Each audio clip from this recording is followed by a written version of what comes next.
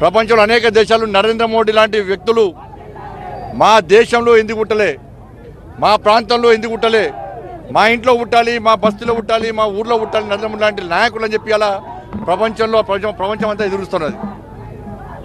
కాబట్టి ఉన్న టెక్నాలజీ పంచుకొని ఈరోజు ఉగ్రవాద శిబిరాన్ని ధ్వంసం చేసినటువంటి సైన్యం భారత సైన్యం. అనేక మంది సైనికులు ఈ యుద్ధంలో ప్రాణత్యాగం చేయడం జరిగింది. అనేక మంది అమాయకులు బలి కావడం జరిగింది.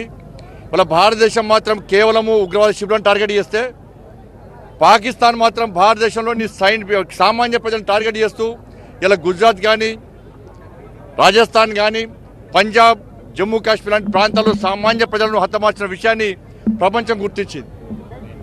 వాళ్ళ మతం పేరు అడిగి అమాయక ప్రజలను బలి తీసుకోవడం, భర్త భార్య ముందు భర్తను చంపడం, పిల్లల ముందు తండ్రిని చంపడం, ఇలా ముక్కు పచ్చరాని కనీసము పట్టుమని 3 నెలలు గడవనటువంటి కొత్తగా వివాహం చేసుకున్నటువంటి ఆ మహిళ యొక్క సింధూరాన్ని తుడిపేసినటువంటి దుర్మార్గ సంఘటన పహల్గాం సంఘటన. పసిపిల్లలు ఉన్నారని చెప్పి వేడుకున్నప్పుడు కూడా కనీసం పట్టించుకోకుండా వ్యక్తులను చంపినటువంటి దారుణ సంఘటన పహల్గాం సంఘటన. ఇలా భారతదేశం నరేంద్ర మోడీ గారి ప్రభుత్వం ఏర్పడిన తర్వాత ఎక్కడ కూడా ఇలా ఉగ్రవాదులకు ఎలాంటి ఆస్కారం ఇవ్వకుండా, మీరు చూడండి 2016లో ఉరిలో ఉగ్రవాదుల దాడి జరిగిన తర్వాత వెంటనే ఆక్రమిత పాకిస్తాన్కు వెళ్ళి అక్కడ ఉగ్రవాదుల శిబిరాలను మట్టుపెట్టినటువంటి దేశం భారతదేశం. అటువంటి సైన్యం భారత సైన్యం, అటువంటి ప్రభుత్వం నరేంద్ర మోడీ గారి ప్రభుత్వం.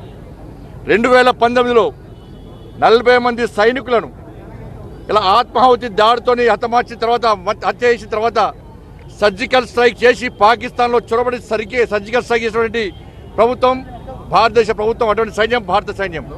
ఇలా ముండకున్న పహల్గాంలో 15 రోజుల వ్యవధిలోనే ఇలా ఉగ్రవాద శిబిరాలను పూర్తిగా తుడిచిపెట్టినటువంటి సైన్యం భారత సైన్యం.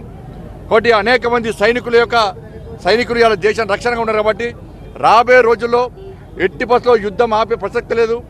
ఇలా పాకిస్తాన్ లాంటి దేశం ఉగ్రవాదులకు స్థావరంగా ఏర్పడి ఉగ్రవాదులకు శిబిరాలను ఏర్పాటు చేస్తూ ఉగ్రవాదులకు ఆర్థికంగా సహకరిస్తూ ఇలా ఇతర దేశాల నుంచి ఆయుధాలు రప్పిస్తూ భారతదేశంలో అలజడి సృష్టించి శాంతి భద్రత సమస్య సృష్టించాలని చూస్తే ఇలా భారతదేశం ఎక్కడికక్కడ అడ్డుకుంటున్న విషయాన్ని, మన గుణపాఠం చెప్పిన విషయాన్ని పాకిస్తాన్ ఎప్పుడూ మర్చిపోదు.